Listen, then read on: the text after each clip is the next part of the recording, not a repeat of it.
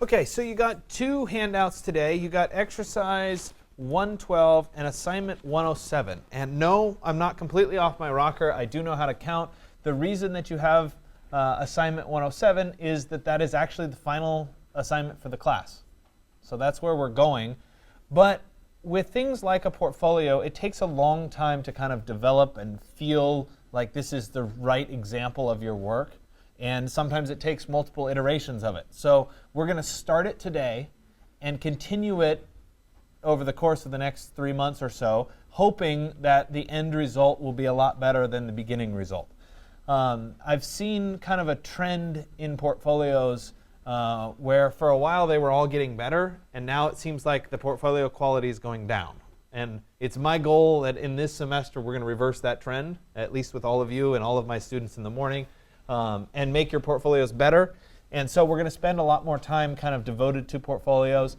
I used to, in this lecture, talk about the mechanics of creating a multi-page layout in the world of InDesign and kind of how do you deal with masters and that sort of thing. I will do that today, but I'm going to spend a little bit of time walking through some actual portfolios and talk about the concept of a portfolio in a little bit more detail, because I think that will help you as you start to get ready to kind of build your own first portfolio here. So, bear with me while we go through some of the mechanics of the portfolio. But at the same time, I think it's one of the more valuable things that you can learn and that we can go through. Today's exercise will be all about building your first couple pages in the portfolio, and by no means is that meant to be the ultimate end all of your portfolio. Now, hold on a second. Seem to have lost my connection here. Of course, right? All right, bear with me for just a second.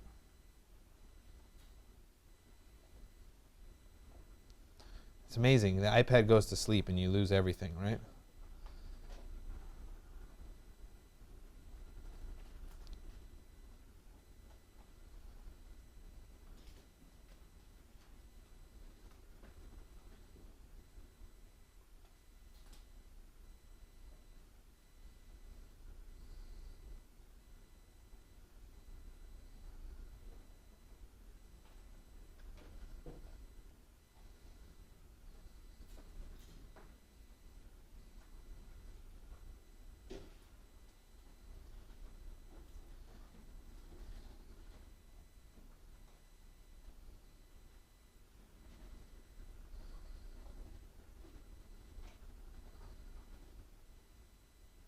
There.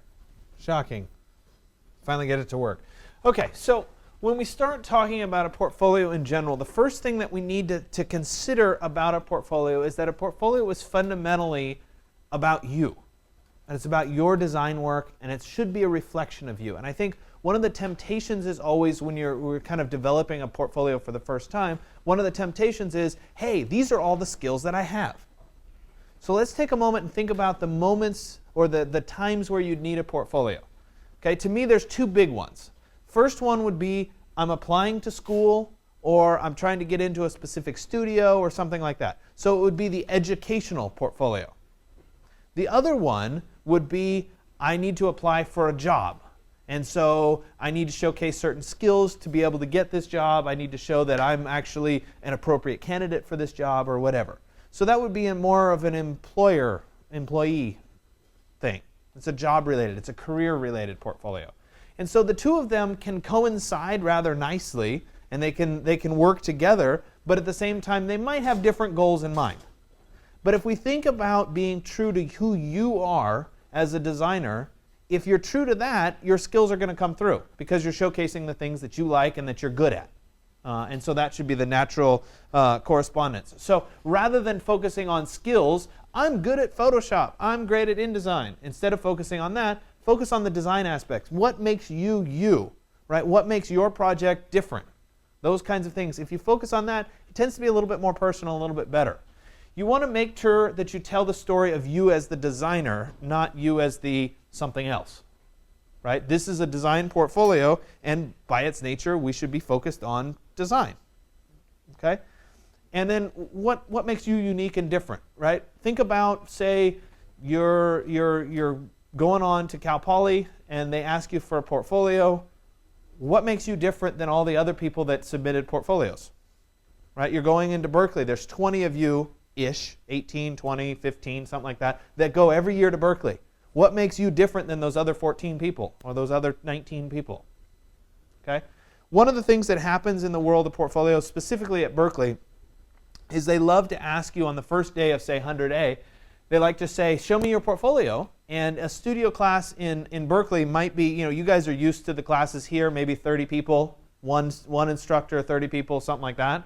At Berkeley, there might be 60 or 80 people, but they divide the studio into smaller groups. So maybe you have a group of 12 that has a faculty person assigned to you, or a grad student. Okay? And so you have that relationship, and when they go to divide you up, they don't just say group 1, group 2, group 3. They say, hey, let me see your portfolio, and what are you interested in? Right? And they look at your portfolio, and they determine that you're interested in digital design. And then we go on, and we look at your portfolio, and you're really interested in freehand drawing, or whatever. I have no idea if that's true for either of you. But the point is that they try then to match you up with who the appropriate studio head would be, what those interests are. One of the stories that I like to tell relating to this, and this is an old story, so bear with me while we go. This is probably vintage 2009 or something. There were two students who went to DVC. I had both of them. And they both got into Berkeley, and they went on to Berkeley, and they came into 100A. And one of the students was very prepared, knew I need to have a portfolio, put together a really nice portfolio. He was interested in digital design and kind of 3D fabrication and those kinds of things, obviously a lot earlier than it is now, so it was a newer thing. And he had a portfolio based on that kind of information. He was true to himself about this portfolio. And the other student came in and wasn't really perfectly prepared and suddenly had to come up with a portfolio, and the only thing he could get his hands on really fast was all his drawings from 131. Okay, so 131 is the freehand drawing studio for those of you that haven't taken it or are going to take it. Okay, so he showed the freehand drawings. So they divided those two students up. One student went with a student or a studio head, Lisa Iwamoto, whose whole goal in life is digital fabrication and kind of 3D Rhino and all the rest of it. So he got in that studio. That's exactly what he wanted. The other student wanted to be in that studio about the digital fabrication and stuff. They were friends, but instead got placed in the studio that was all freehand drawing based. And he spent the whole semester drawing by hand because that's what he showed. And he wasn't necessarily true to himself in his portfolio of work. Okay? So the idea here is to really think about what it is that makes you you and make sure you use that to your advantage. The other thing is you really want to keep your portfolio current.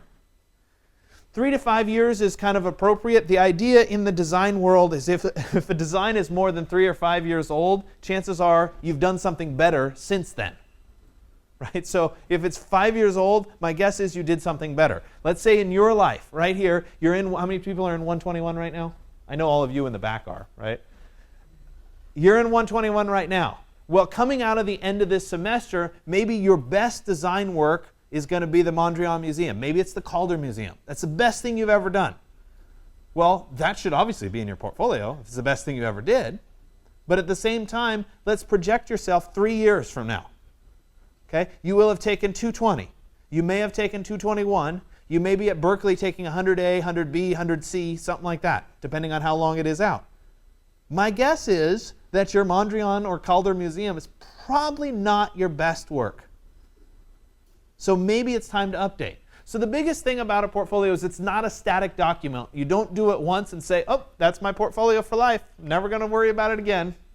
No, it's a living document. It's something that you're constantly changing and updating. And really, you should be updating it at least every semester because chances are you've done new, better work, and then you want to showcase that work. So just be aware that if you design a good framework to hold your work, it's really easy to put the work in. And so we're going to take our time now to design a good framework to make sure that this really fits all of the stuff that's coming. Know the purpose of each project in your portfolio. And I think this is something that's a very valid point. And that is that when you're showing something about a portfolio, if you repeat things, it may not be as valuable. So let's say that you're trying to globally show information about you, the designer. So instead of doing, say, every project is a single family house, one after the other after the other. I'm trying to show my design ideas that all look the same. Instead, show one house, show one museum, show one library. Right? It's diversity of what you're trying to show. Maybe beyond that, it's show one that's a modernist building. Show one that's a traditional building. Show one that is kind of different and out there and it's kind of one of those blobby weird things. Okay? Maybe you're trying to show that you have versatility in the various areas of design. So instead of just saying I'm plunking down my design project, think about what that design project represents, and is that showcasing you, and is it different from the other stuff that's in your portfolio? Right? The most boring thing is page after page after page of the exact same thing, of the exact same design, right? Just a different name on the project. So you want to show that versatility. The other thing that happens is if you're really, really good at 3D renderings, right? You live for the 3D rendering. If that's you, be careful of showing too many of those 3D renderings, because if you keep showing all those 3D renderings, it's going to be, that's what you see, right? Oh, you're really good at that, but maybe I'm missing the whole design concept. Right? If you're really good at theory and you write papers about theory over and over and over again, and you put some of those papers in your portfolio, maybe that's too much. Maybe you include one of those, one fancy 3D rendering, one great Illustrator drawing, and all of a sudden you start to have a breadth of work. And that's what we're really looking for. Okay? Who did what? And this is probably one of the big challenges with you guys in group work. I know in 220 right now some students are working in pairs. If you're in the skyscraper studio down the road, chances are you're going to end up working in a group as part of that. And when you work in a group, you have every right to include that group's work in your portfolio. You were part of the group. Okay? The key here is that if you imagine, remember we talked about those 15 people that are going to Berkeley, right? Chances are 2 of those other people that are going to Berkeley were in your group, right? Because this is a small school. So if somebody's looking at your portfolio and you say this is all my project, and they say this is all my project, the person who's looking at it is going to be like, wait, what? Right? This is the same project. I've seen it 3 times. What's going on here? So own the fact that it's a group project, right? Tell us, and I'll show you an example in a little bit, this is a group project, but then focus on the stuff that you did, right? It really, I mean, it's kind of bad, right? Wendy and I are partners, and we do group work, right? She does this awesome rendering in Rhino. I'd like to claim it as mine, but I can't because she did it, right? Maybe I did some of the Grasshopper programming or something. That's the part that I have to own, and that's the part that belongs in my portfolio. Maybe we include the overall page or the kind of the general design scheme, but I have to own the part that I did.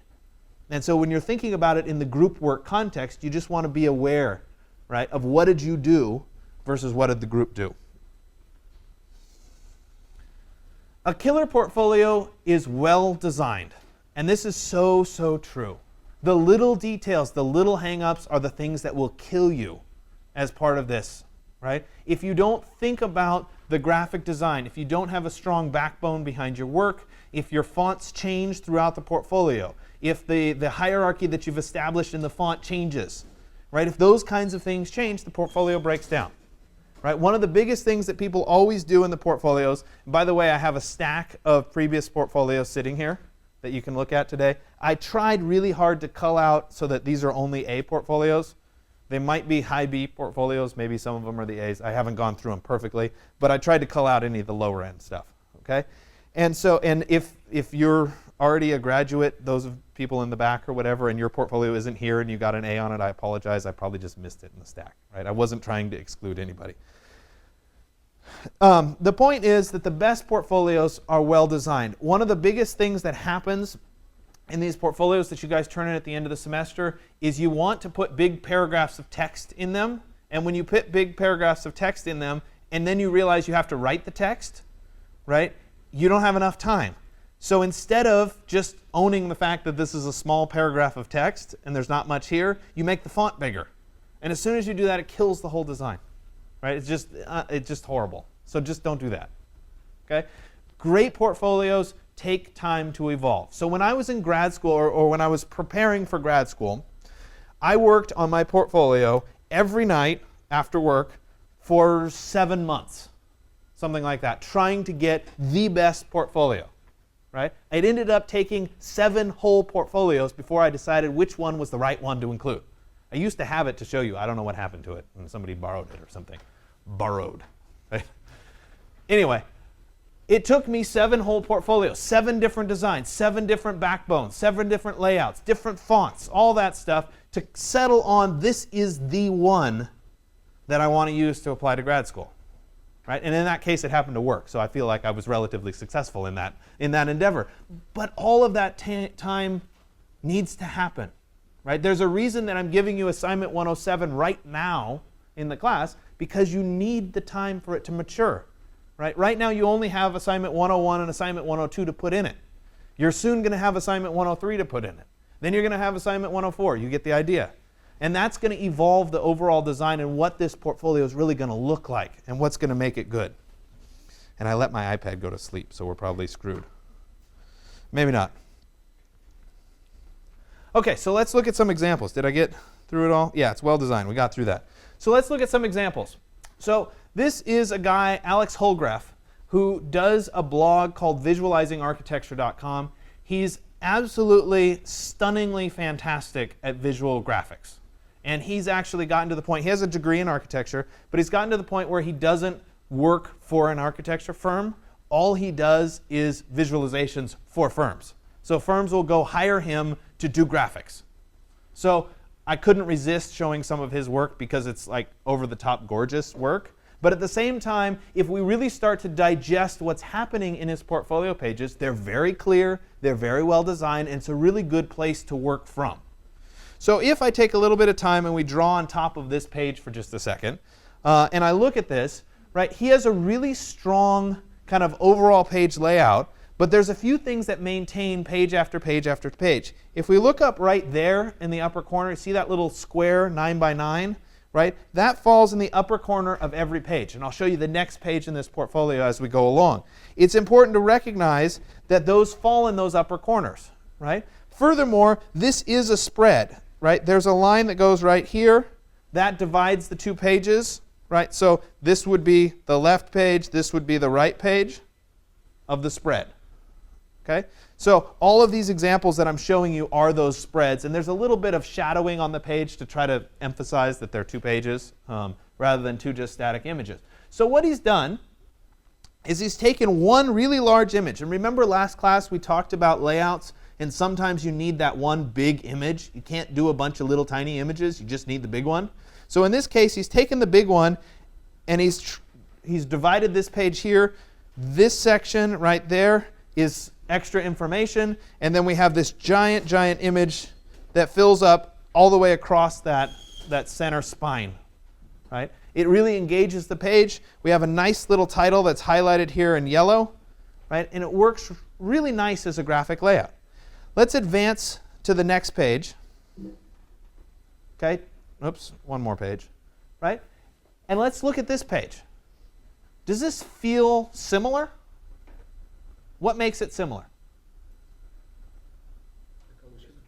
Color scheme, that's good. The cubes in the corners, that's good.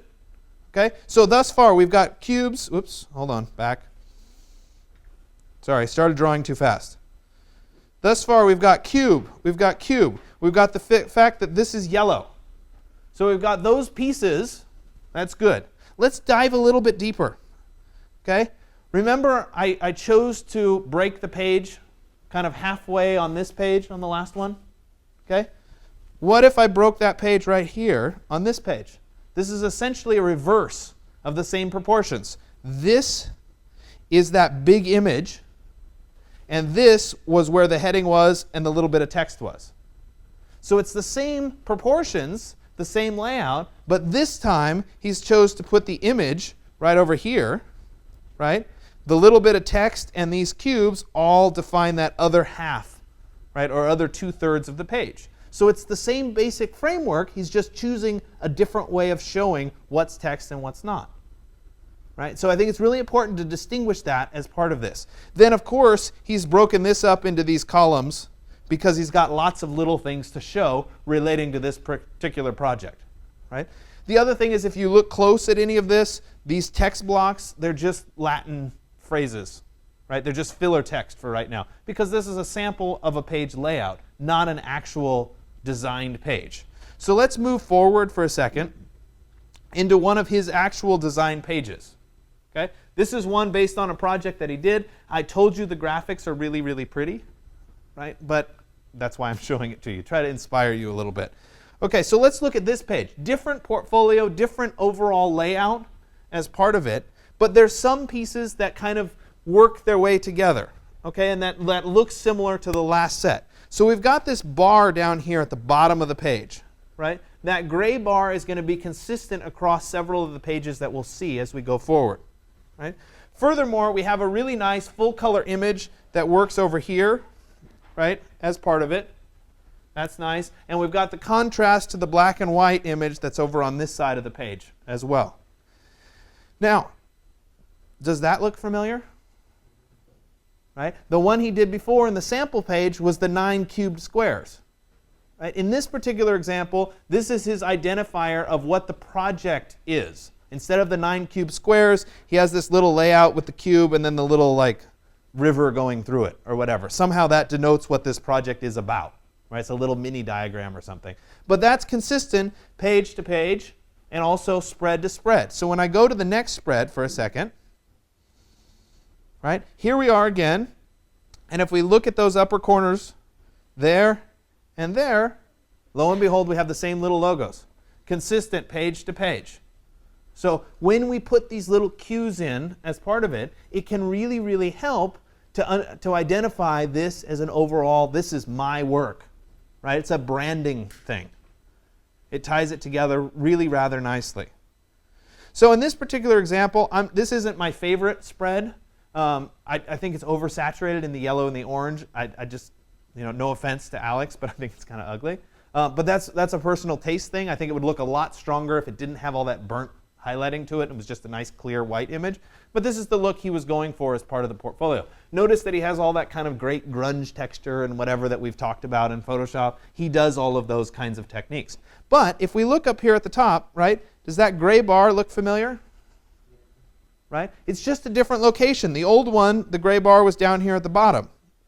Right? He's just moved it right up to there as part of this graphic layout. Okay? How about this division? Does that look familiar? It's very similar to the sample layouts that he was working with before, the simple, right? He's divided it so that we have one large section right here, and we have one smaller section that goes right there. So you could, for example, use the proportions, the 0.612 number, to take the overall 22 inches, multiply by 0.612, and you could get a natural break based on that golden rule of where that would follow. I don't think this quite is on that, but it feels nice as a proportional thing. Let's move forward into the next slide. Right? And so this is a little bit different. It's a departure from what he's been doing in these pages. And to me, it breaks a little bit, partly because we've got the, whoops, hold on. I always forget to tell it I want to draw, right? So we've got that in the upper corner. Where is it right here? Right? This bugs me. It's down here. Right? So he's branded it, but by breaking that where it is, to me that kind of destroys the rhythm and the flow. Suddenly I'm looking for where that logo is. So it's really easy, and you guys will see me go through these pages over and over again. It's really easy to critique them, right? Up on the screen, second guess, and all that sort of thing. But I'm being picky because I'm trying to show you all of these little nuances that make a really good page.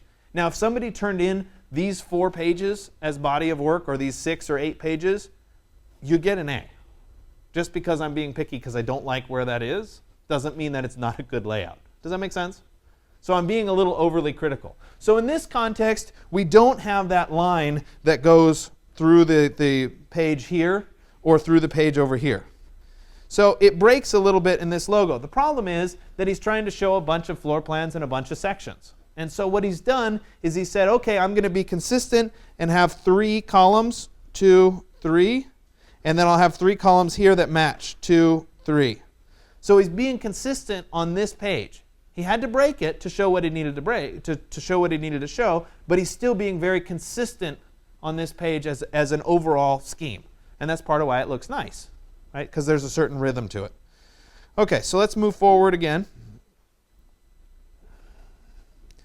Okay, so this I couldn't resist because it's just like gorgeous imagery, right?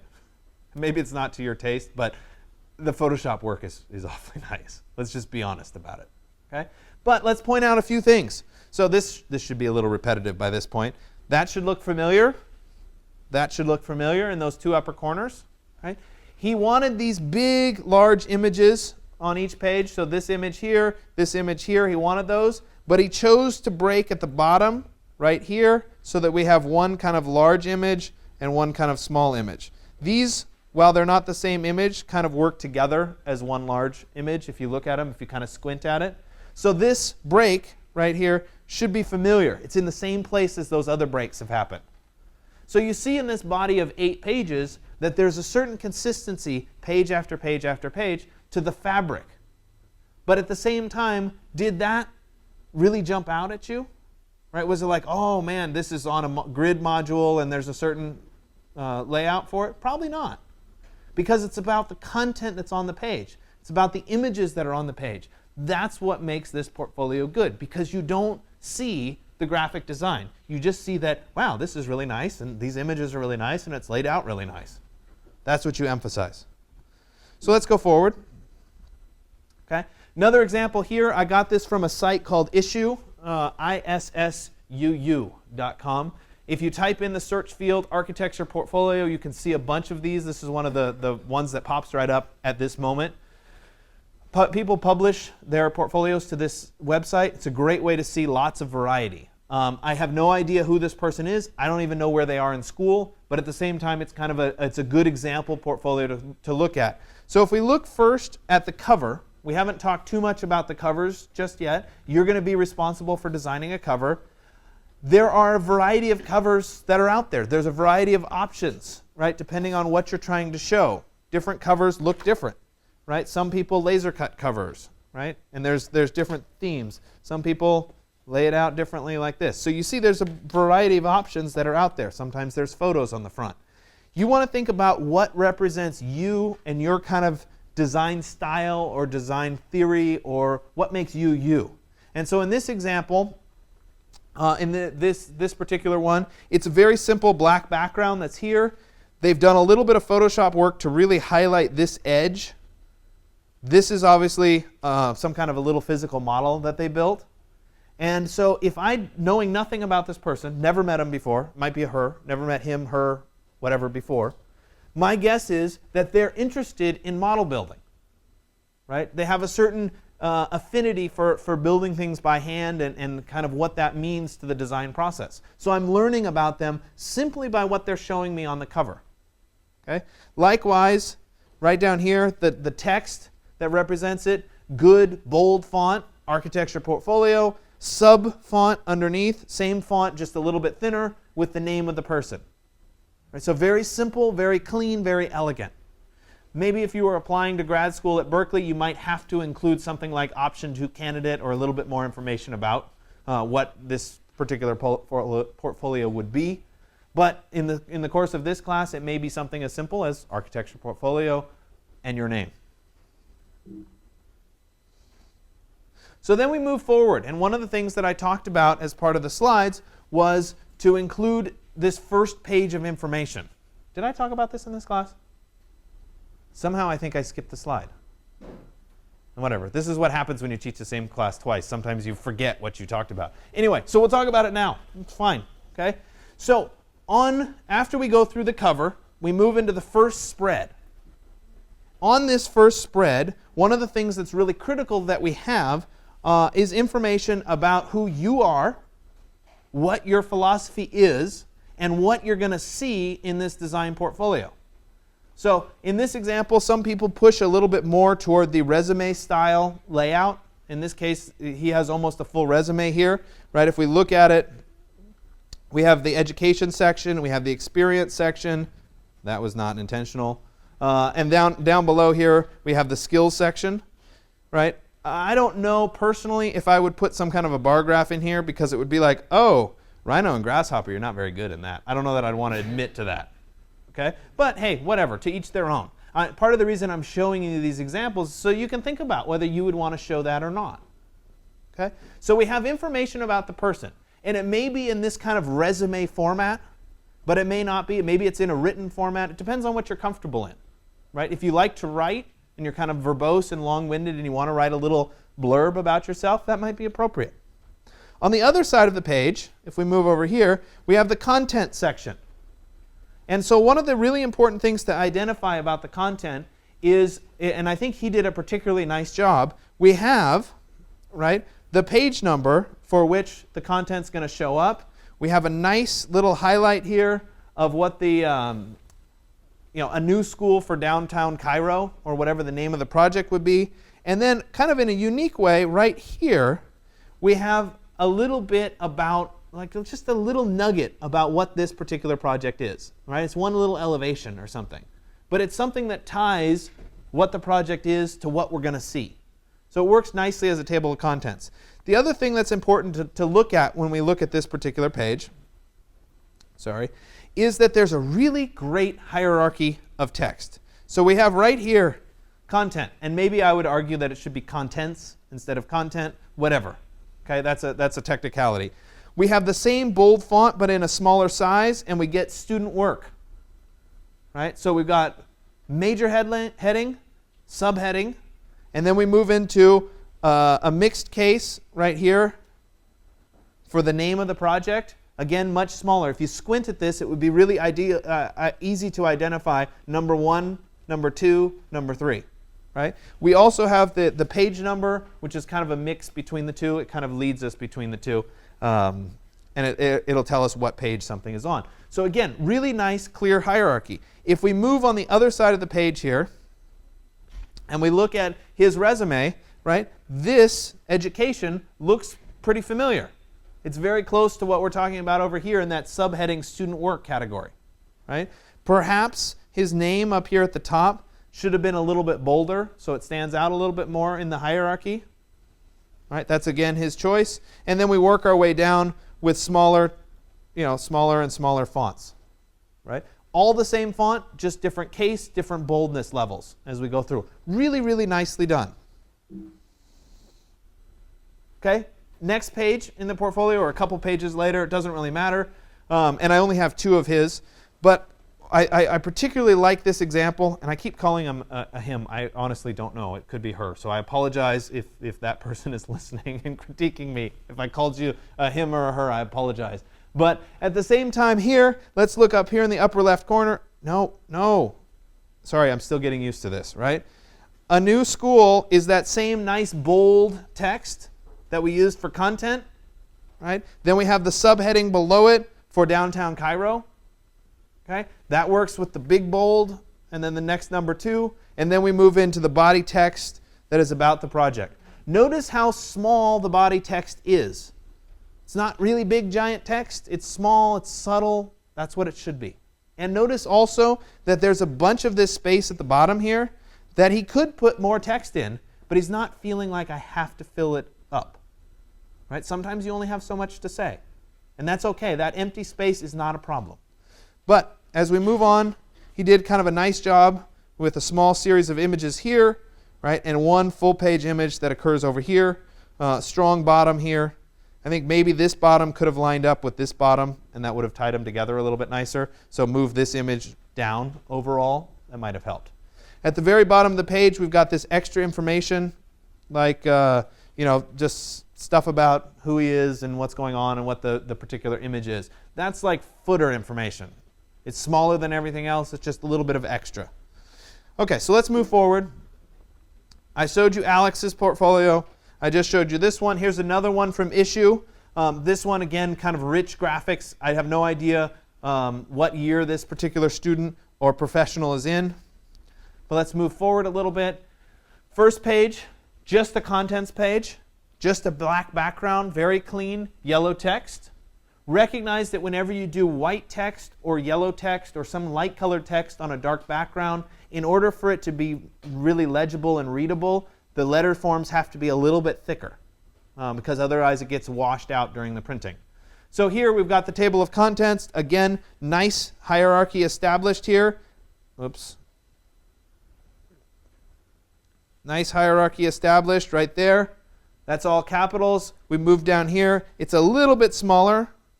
And we've got the page number and the information. Really graphically nicely laid out with all these page numbers consistent. Nice clean margins. Next page is that resume page. So where the last one we had the resume on the left, the table of contents on the right, this time this particular person devoted the whole next page to the resume. And so this may or may not be you, but we have again the nicely established hierarchy, education, experience, internship, right? And you can kind of see accomplishments, computer skills, right? All that stuff that could end up on a resume. It is not required as part of the portfolio for this class for you to do this, right? You don't have to have the resume in it. I show you this as an example. Especially if you're applying for a job, this might be an appropriate place to put it. So let's look at one of her sample images, or his. Like I said, I don't know why I'm picking gender on these people, right? Anyway, beautiful, great quality image, right? We can see very clearly that there's a strong, right, hierarchy of text that's been established. We have this as the main, heading. Easy to see, library of the long now, whatever that is. Then we have a little bit of supplemental information like where it is, and that this is project one of something. And I don't know whether this is project one of the portfolio as a whole, or whether it's project one of that was in this class. I don't really know. I don't have that information. I don't know enough about it. The one thing that I would pick on in this particular image is right here in the text. It's white on a very light background, very, very difficult to read. So one of the things you have to be careful of is you might establish this great framework for showcasing your text, but you have to respond to what's going on in the image. If all of this text right here was instead put over on this side, right in here, nice dark background, we'd be able to read it much better. So you want to think about that. Don't lose sight of making sure this is a clear, legible thing.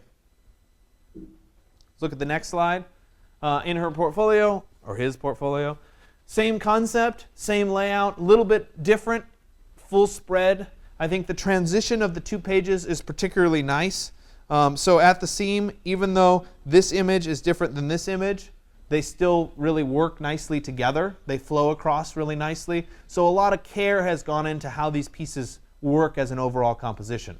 Okay? We have two kind of columns established here.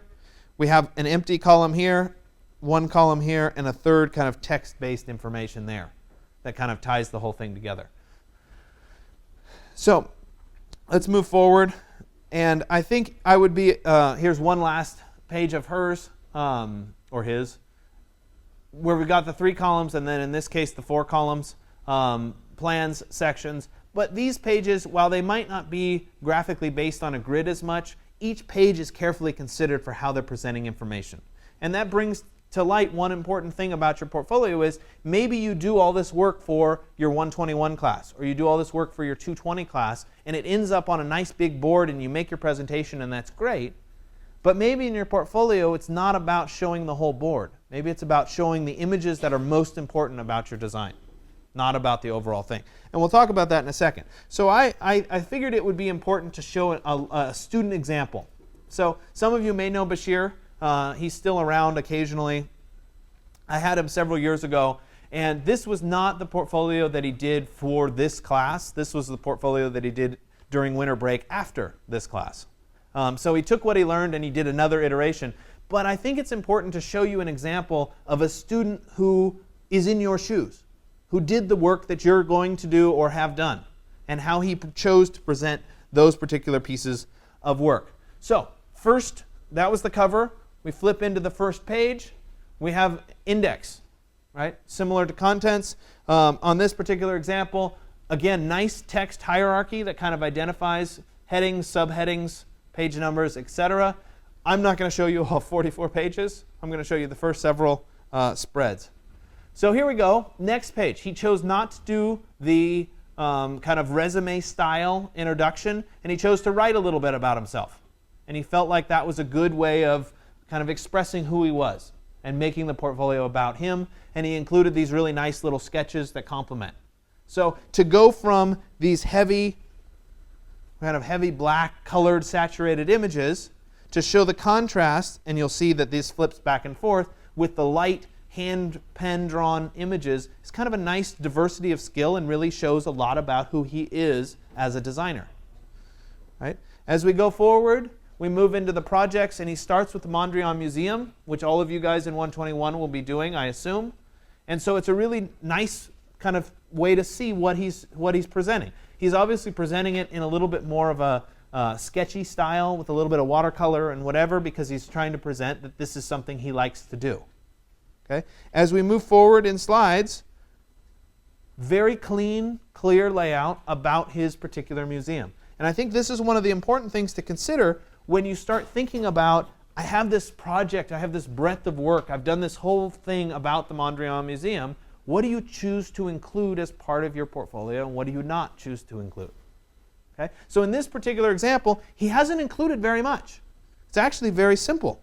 He has one photo here that represents the light studies that he was really interested in exploring. So in this particular case, this is about design, but it's about the light studies, the modeling process, and then the final outcome. And then when we see the next slide, it'll be about the model making and how that came together. So he's concentrating on identifying each project and what it's bringing to the portfolio. Right? So this is about light studies and kind of process and how that translated. So we've got these little vignette studies that work together with the light study, and then we've got 3 of the smaller images, there, and there. And then instead of trying to cram everything and every angle and everything that he did for this breadth of work, it's very simple. One plan, second plan, one nice elevation. That's it. Plenty of space, nice and large. We can read what's actually happening in these buildings, not itty bitty. So let's look at the next slide here. Totally different layout. In this, and I don't know whether this semester you guys are, when you get to the Calder Museum, whether you're going to have to do drawings or not. It kind of flip-flops around, and I don't know what the current state of affairs is in the 121 class. But this is very much about the process of building the model and kind of what happens to this physical model. So he's elected to show just 2 images. That's it for this whole project, and they're based on the model. I think they're really, really well photographed images, which certainly helps. I think the only complaint I might have is that the focal point in this image, oops, I forget. The focal point in this image is much more here, and the whole rest of the model back here ends up being really blurry. And I think you lose a lot of what the building's really about. It's a beautiful photo, so I can get away with it, or I think he gets away with it. But I think maybe a little bit more of the model itself would be useful. Up here in this image, really nice light study. Photograph inside the model shows the craft of the model and shows what those trusses mean and what they do for the dynamic space and the lighting of that particular model. So it's just 2 photographs, and it's everything about his particular building. So then we move on, and I told you I'd show you an example of group work and kind of owning group work. So instead of passing this whole design off as his own design, right there under the subheading, we get these are the people that worked on it. Right? And so just by doing that, you're saying, yes, I'm acknowledging that this is group work. And then the subsequent pages should talk about what he did in specific related to that group. And I don't know that he really calls out, I did this drawing, I did that drawing, but it's kind of assumed that these were his primary drawings relating to the group and what they become. There is a really nice flow line established on this page that goes right across here. Right? Those 2 are nicely lined up. Those kinds of little details make a difference. Likewise, these 2 line up really nicely as well. I think it would be nice if the text moved up a little bit. Like I said, I can be overly critical when I'm sitting here talking about stuff, just so that text was in line there as well. Right? It's a subtle thing. It's really small, but it can make a big difference in the long run. Oops, too many. Go back one. Okay, so here's an example, continuing on with that project, a little bit of in-process information. That flow line remains, that flow line remains constant, right? It's running across kind of in that middle region of the page. Helps with the alignment. Again, same size heading of text. Smaller text describes what's going on. We've got the nice photo layouts down below, and then we've got whatever this information is about whatever they were doing. I don't know, it's beyond my pay grade. As we continue along, this will be the last slide that I'll show you, and then we'll talk about kind of real programmatic InDesign stuff about how you do this. And I included this just because sometimes you do, in fact, want to showcase a skill. Okay? So this particular example was about quality rendering. I can model in Rhino. I can render in V-Ray. Right? So a lot of time went into this one image. Notice the similarities to the Alex Holgraf page layout, where there was the clear kind of division right here, such that the spread was maybe here, and so that spanned across. And we have a nice proportion that is right here to this proportion that is right there. That's part of the image. Right? So we think about those proportions. There's the nice text that corresponds really nicely to the text that he's been using throughout the whole image. And this rendering is a really nice quality, good rendering. Okay, so he's using all of those keys to showcase this as this is a skill that I have. There's not much more to it. I don't need a section and an elevation of the table or anything else. It's just, hey, I can do a really nice rendering. Okay, so let's switch from being here into working on actual live examples. I would like to point out that I borrowed some of this lecture from an online article that talks a little bit more in depth about these various points, but I think it was a very good, well-written article about an architectural portfolio. So the link is there if you want to follow along and to read that article as well. So bear with me for a second while we switch over to the other computer, and then we'll show you kind of how to make this stuff happen in the world of InDesign. Okay, so we're going to continue in the world of InDesign, and I'm going to show you about these kind of multi-page layouts. Thus far, everything we've talked about in this class has been just a single page. Right? Your assignment that's due next class, the lecture series poster, is just one page. We're not doing anything more than the one page. When we get into the world of portfolios, it is by its nature a book of work. And so we have to start thinking of it as a book. And so that's why I brought in all the samples so that you can actually come up here. One of your key things to do today is to look at the samples because it will really help you as you start to lay out your work and kind of decide what looks right. We also have to decide whether we're going to have images that span across the spread or whether we're going to have all single-sided images. This one here as part of the samples, Alex Davies was a student I had. I'm guessing I had him in about 2008, 2009, somewhere in that realm. So it's been a while. This is still one of the best portfolios I've ever had a student do. It is not spreads. It's only one-sided.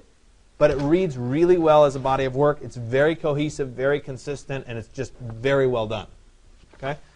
At the same time, there are examples like this one where we have really great spreads that go all the way across both pages. And you want to think about it in that context. Obviously, the examples that I showed you were this facing page style where we had a left and a right.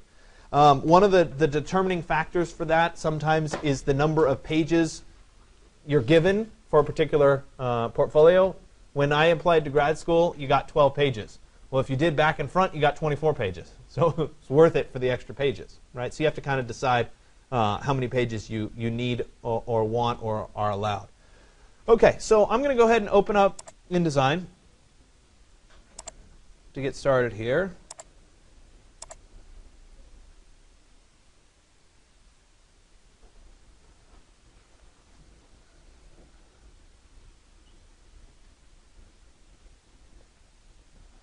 All right, and I'm going to go ahead and create a brand new document.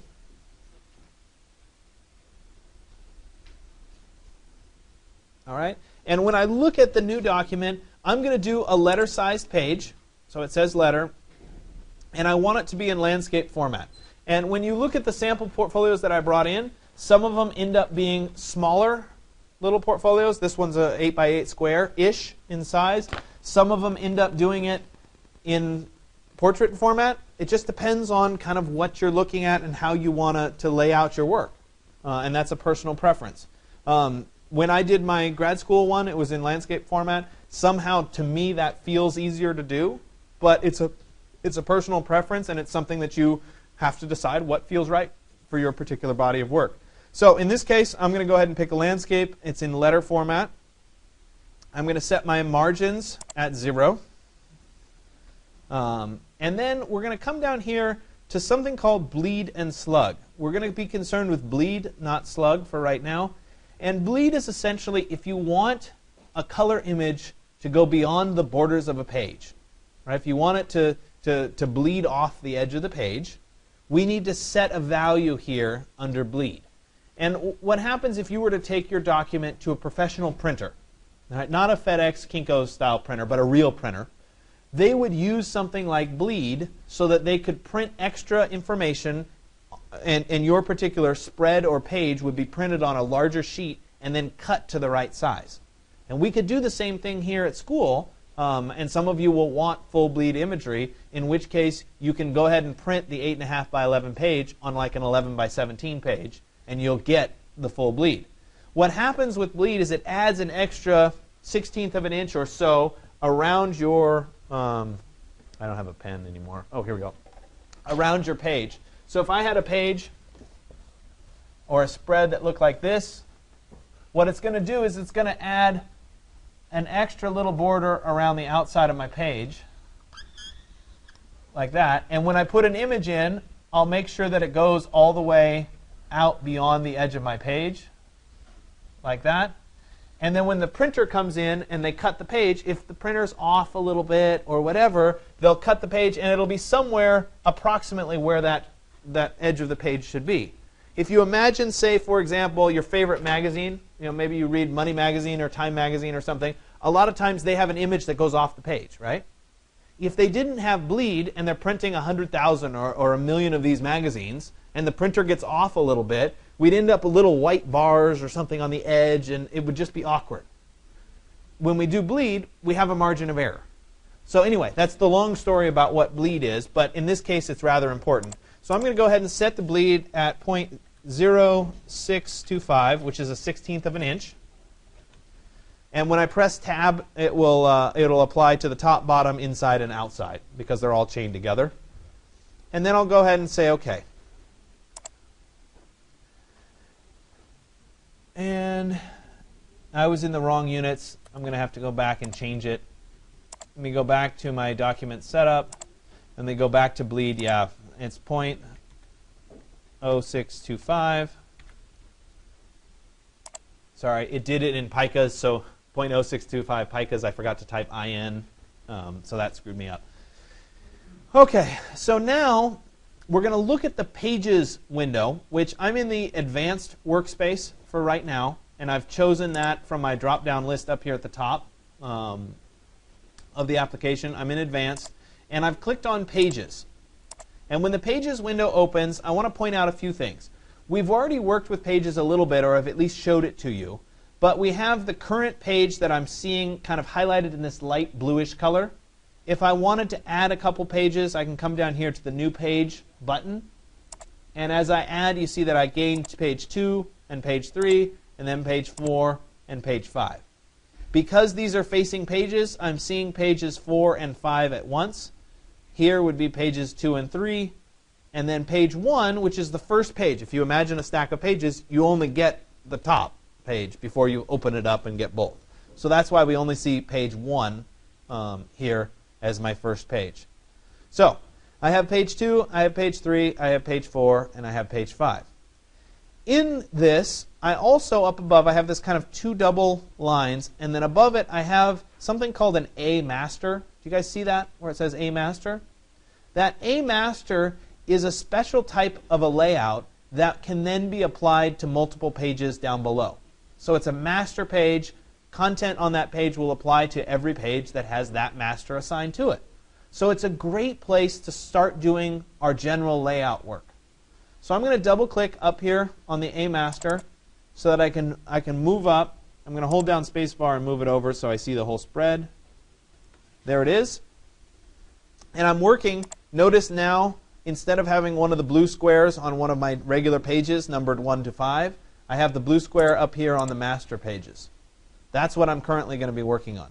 And I'm actually going to press Control- to zoom out just a little bit so that we can see more of the page as a whole. So this is my spread, and whatever I put on this page. So let's say, for example, I put a black box on this page. There it is. Notice that that black box then applies to pages 2 and page 3, or excuse me, pages 2 and page 4, because it's on the master, that is the A master. Likewise, if I put a box over on this side of the page, it would show up on all 3 of these pages because it's on the right-hand side. I'm not limited to just a single master. I could have an A master, a B master, a C master, a D, etc., etc. So I can have lots of masters that apply. But we're going to start just with the A master and the layouts. So now I'm going to switch over into my layers. This is just like we did last class, and I'm going to create a non-printing layer for my guidelines. And so I'll go ahead and click on New Layer. It's going to be Layer 2. And really it should be at the bottom of the stack, so I'm going to drag it down in its stack. And I'll double click on Layer 2, and we'll give it a name like No Print Guides or something like that. And I'm going to uncheck the box for Print Layer because I don't want it to print. And now anything that's on this layer is not going to print long term. And we see that because it's kind of italicized in my layer menu. So I'm going to leave this highlighted in blue, and then I'm going to draw some basic layouts to get this page started. So let's go ahead and go to the line tool here. And actually, before I do that, I want to change so that I'm drawing in like a red line or something. Change my color to red, and I'm going to beef up the stroke a little bit so that you guys can see it on the projector. And then I'll come back to the line tool, and I'm going to draw and do this layout the same way that I did last class as an example. So I'm going to go from one corner up here to that corner, and then I'll go from this corner back down to this corner. So I get those. And then I'll do a big X that cross both of these spreads all together. From there to there. And from there to there. So I end up with that nice X.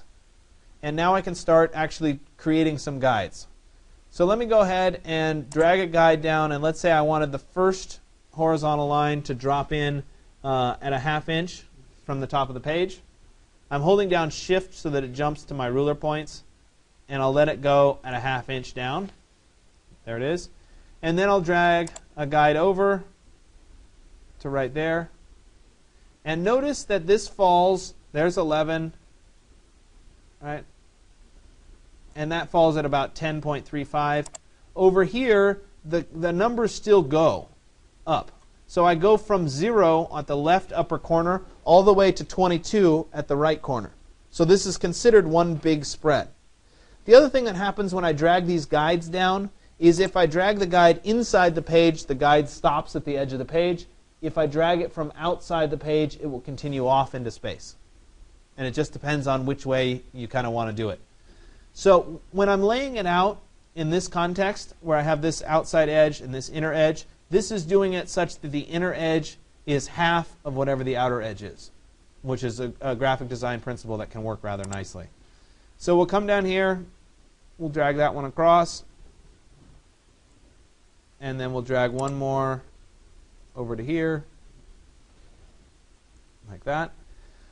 If I were to create a flow line, I'd drag to that point and then split the difference between these two, something like that. If I have a guide that I don't like, I can click on it, select it, and then press the delete key, and it'll go away. Okay? So I've worked on this. Now I'd like to do that column split that I did before. So I need to know the difference between this line and that line. And so I can measure that just using the regular line tool. And I can go from here straight across. I'm going to hold down Shift so it's parallel. And it ends up being 9 inches. So I'm going to use that 9 inches, and I'm going to multiply it by the 0.618. So let me come in here and open up the calculator. And I'll say 9 times 0.618, and I get 5.562, or 5.57. And if I were to drag a column over, oh, excuse me, before I do that, I need a line to guide. Let me go over 5.57, 5.57, and then I'll go ahead and drag my guide there. And I'll repeat this from this side and drag a guide to that edge. Something like that. Okay, then we can go ahead and delete this. So I've worked out and kind of started to establish my overall layout rather quickly with these principles. Because this is on that, two things, because it's on the non-printing layer and because it's on the master, it's going to show up on every one of the actual pages. So if I were to click on any one of the real pages, there's all the same content, page after page after page, which is one of the big advantages of using these masters in the first place. So let me go back up to the masters and just finish up a little bit here. What I can do as part of these masters is I can actually go ahead and place frames on these pages. So let's say that I wanted an image that went all the way to the top and to the bottom right there.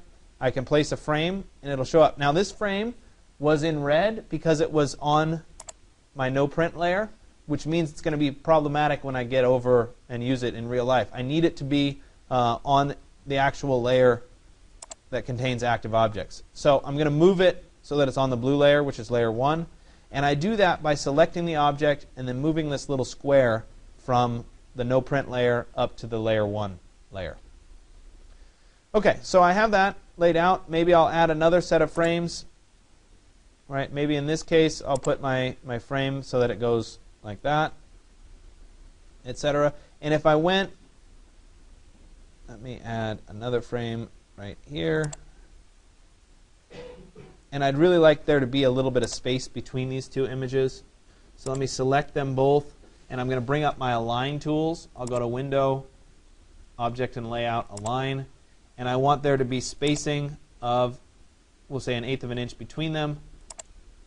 And I'll add the 1/8 of an inch between them. And actually, let me pick this as the key object so that I'm adding the space outside. There, like that. So I have a little bit of space between them. So I have those 3 images that are placed in, or the 3 frames that are placed in. And if I go to any one of the actual pages, let's say page 2, there are those frames already laid out on my page. So I could create different masters for the different types of layouts that I had, for example. And of course, on any given page, I can also change what the images look like on that particular page. At this point, if I go to File and then Place, I could place in, I'll select an image, and I could say I want it to go in that location. I could go to File and then Place, and I could say I want this image to go right there. All I have to do is move over the frame that's on the master layer. There. Let me right click and go to Fitting, Fill Frame Proportionally. There. So I have those 2 images.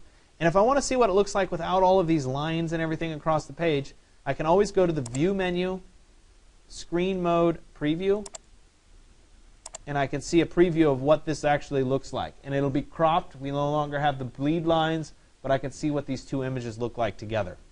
I can continue and I can go back to my View, Screen Mode, Normal, and I could place one more image. Say File, Place. Place this image right there.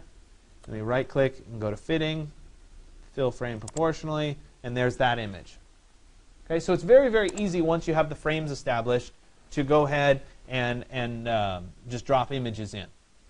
So let me go back up to the master and let's start to think about what the text should look like.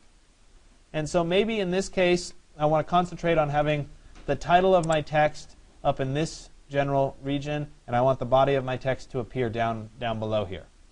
So let's start with the title.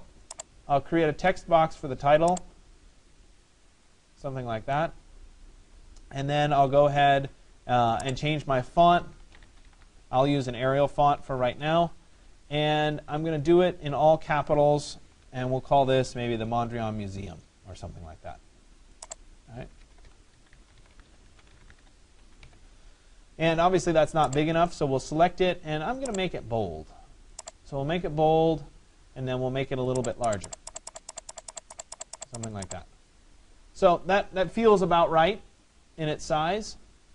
This then is the heading that I would be using as part of my portfolio. So it makes a good opportunity to do a character style of this so that I can use it over and over again every time that I'm using a heading. So let's go ahead and click on character styles. I'm going to create a new one, which will be based on the character that I had highlighted. And we'll call this one header. Oops. And we can look at our basic formats in Arial, bold, 24 point. If I needed to adjust any of the rest of the features, I could do that as well here. We'll go ahead and say OK. And I'll make sure that all of this text is now under the header character style. I could also do a paragraph style. Create a new paragraph style. And we can call this one header as well. And this would be where I would adjust for things like on my left, my alignment would be left in this particular case. I could indent if I wanted to, or what have you. So we'll say OK, and we'll make sure that this text now has that paragraph style assigned to it. So next, maybe I need to add a subheading. So I'll do the same thing for a subheading. And let's say that this is architecture 121. And I'm going to go back to Arial. Now I have no loyalty toward Arial. It just happens to work OK in the context of what I'm doing. You pick a font that works well in your portfolio. So now I have architecture 121. Maybe it needs to be a little bit larger, but I'm not going to do it as bold. I want it to be a little bit thinner. But I will once again go and create my character style. We'll add a new one. This one's going to be called sub heading. And I'll say OK. There it is. Make sure it's applied to the whole thing, which it is. I could also create a paragraph style for subheading. And I'll say OK. And so now I have both character and paragraph styles for that. Let's do a little bit more alignment with these particular pieces. Let's push them a little closer together, maybe like that. And let's drop them. And I'm going to use the arrow keys to do this on the keyboard. I want to put them a little bit closer. And I actually want to move them over a little bit so there's a little bit of space between this line and the image that I dropped in. So those are looking pretty good. Let me go ahead and add some body text.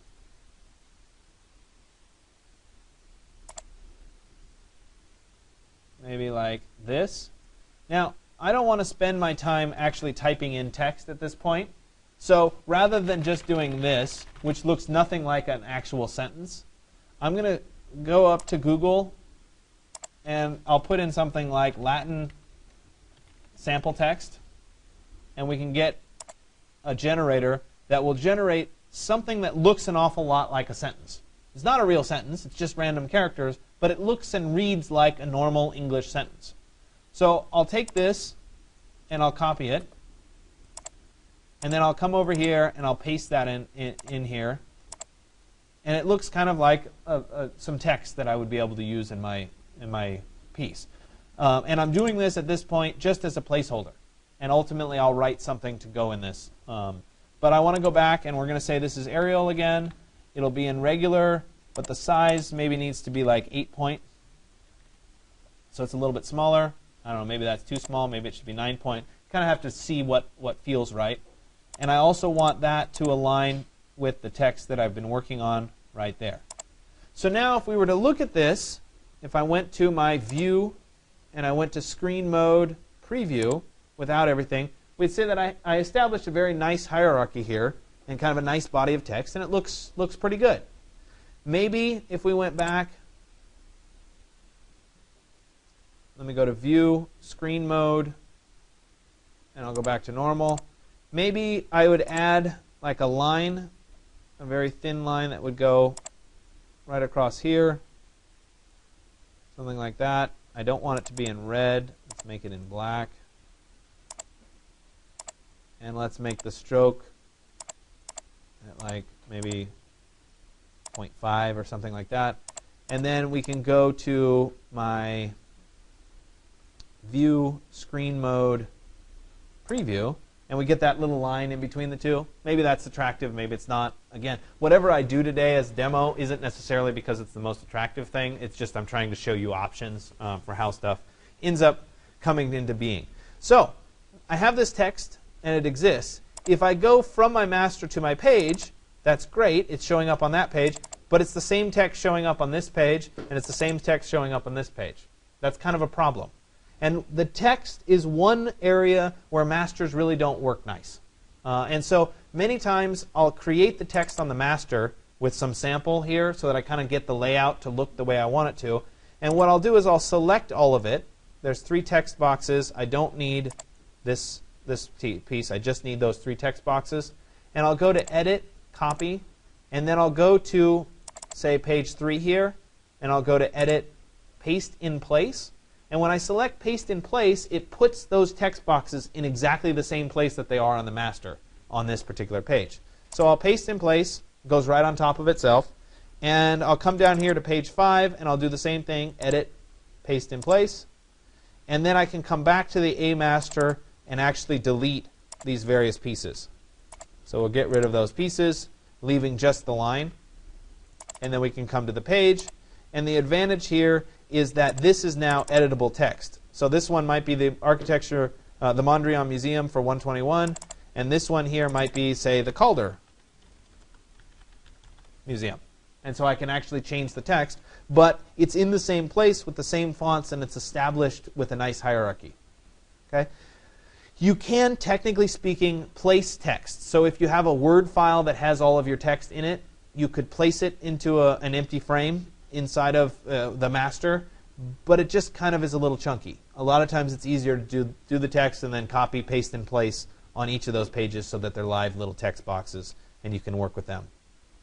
Okay? So the other thing that sometimes happens is people want to put page numbers in a lower corner of a page. Okay? Now, I could go in and on each page, all right, let's say I'm on page 3 here. There it is. I could come in and I could create a little text box, and maybe I'd use my subheading character style, and I'd say this is page 3. Okay? That looks okay. And then I could take this, I could go to Edit, Copy, and then I could go to page 5, and I could say Edit, Paste in Place, and then I could come in and I could change this to be page 5. Okay? The problem here is that if I decided after the fact that, really I'd rather have page 5 in front of page 3, and I just drag to reorder the pages around. All right, let's say that goes there. Oops, sorry. I need that page there. This one goes there. This now says page 5, and this says page 3, and so it's screwed up, and I don't like it. So instead of applying page number on a page basis, I'm instead going to create this little page number on the master. And so let's delete it off of pages 3 and 5, and let's go up to the master. Here's the A master. And I'm going to go to Edit, and I already put it kind of approximately where I wanted to go, but if I went to Edit, Paste, it would show up. And then let me go ahead and go to View, Screen Mode, Normal, so I can get all my guides back. And I want it to go kind of there, but over a little bit more and down a little bit more, so that there's my page number. Okay? But if I do this, page 3 is going to be on every one of these pages, which is not what I want. So I'm going to use a great feature that's built into InDesign, and that is a marker for the current page number. So I'll select my text, and I'll come up to the Type menu, and I'm going to come down here to Insert Special Character, Markers, Current Page Number. And when I do that, it will replace what used to say 3 with the letter A. And the reason it says A is because I'm on the A master. If I was on the B master, it would say B. If I was on the C master, it would say C. But that number is now changed and shows 3 on page 3 and shows 5 on page 5. And if I were to reorder these pages, if I went back to my original order here and we put this page up there, lo and behold, this is now page 3 and that's now page 5. So no matter what order I shuffle the pages in, the page numbers will always appear in the correct order. Okay? I can do the same thing on the left page. So if I took the page number here, I'm going to copy it. We'll come over here and I'll paste it, Control V. I'm going to change the justification to be right justified instead of left. And then we'll drop it down here.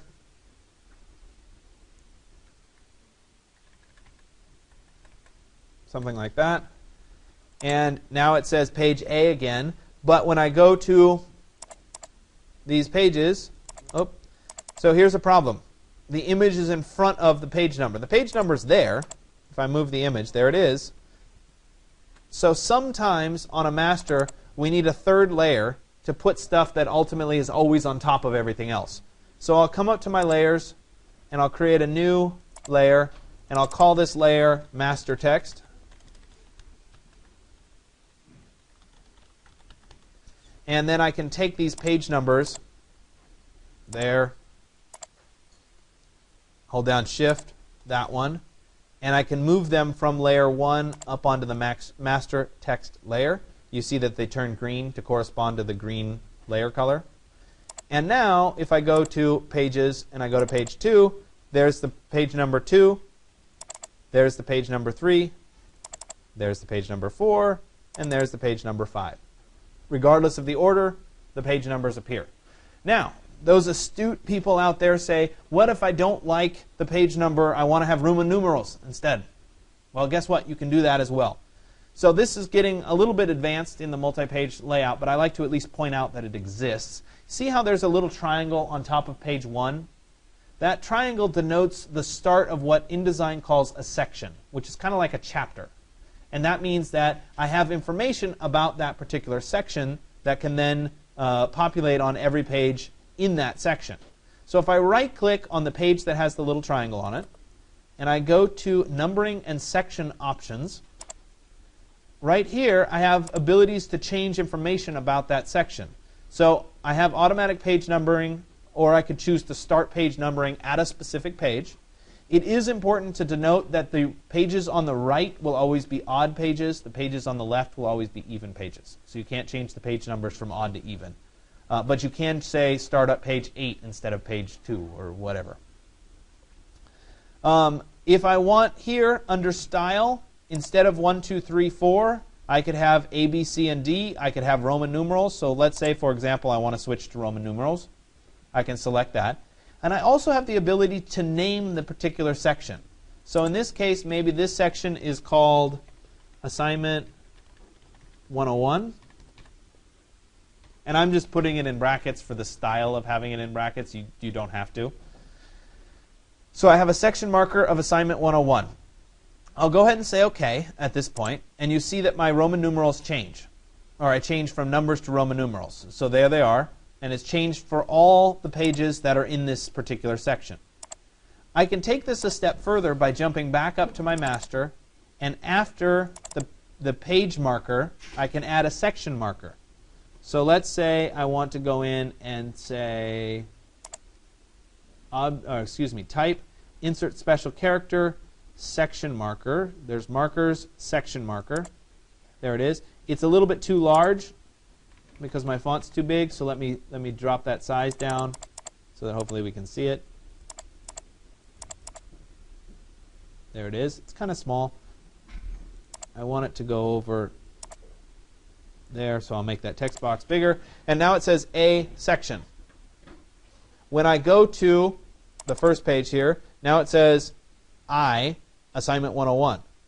Here, it's 3 I's. For Roman numeral 3, Assignment 101. So all of these pages now say Assignment 101 after the Roman numeral. If I didn't like that they were Roman numerals, remember I can go back to Numbering and Section Options, and I could say, no, I want it back to regular numbers, and I'll say OK. And maybe that's a little clearer to show it as 5 with that little tag. Now, all of these pages aren't necessarily Assignment 101. Maybe I want to switch, and on page 5, 4 and 5, it needs to be Assignment 102. So the first page of the new section, the new chapter, so to speak, I right-click on it, and I go to Numbering and Section Options, and now I can start again. And this time, maybe it's Assignment 102. And I'll say OK. And now we see that page 5 says Assignment 102, but page 3 still says Assignment 101. So I can set up these chapters. You don't have to do it. You can certainly do it by hand. But if you set it up that way and you drag the page orders around, sometimes it's nice because it'll follow suit with you as you work through it. Okay? So I know that that was a lot to kind of throw at you from a multi-page layout standpoint. The important thing today is to get your first iteration of a design portfolio out. right? So you try to do some layouts, see what fits on a particular page, what's working, what's not working, what do you like, what do you not like. Try to put some page numbers in, see if they look good. If they don't look good, you can take them out. This is an experimental phase. At the end today, I'd like you to post 2 images, 2 JPEG images. I'm asking you to ignore page 1, do page 2 and page 3. If you do 2, 3, 4, and 5, that's fine too. If you want to do 1 spread per project, that's fine. If you want to pull in imagery that you've been doing in 121, you're doing the folding planes thing, you have a bunch of stuff from your posters and whatever, pull that in. See how it looks on a page. The more practice you have at trying to lay out pages, the more you'll learn about your overall framework and whether it's really working as a nice portfolio or not. So the more stuff you have, the better. At least give me 2 images for today. If you have more, give me more. Are there any questions? Yeah. How do you make the straight lines, the horizontal lines? If I'm making a straight line, if I click on the line tool and I start to draw a line, it's going to float around a little bit. If I hold down the Shift key while I do it, it will maintain it in a perfectly flat line. And that line can be at horizontal, it can be at 45, or it can be at 90. So those are my controls. If I let go of Shift, it obviously can be in any direction. Any other questions? No? All right.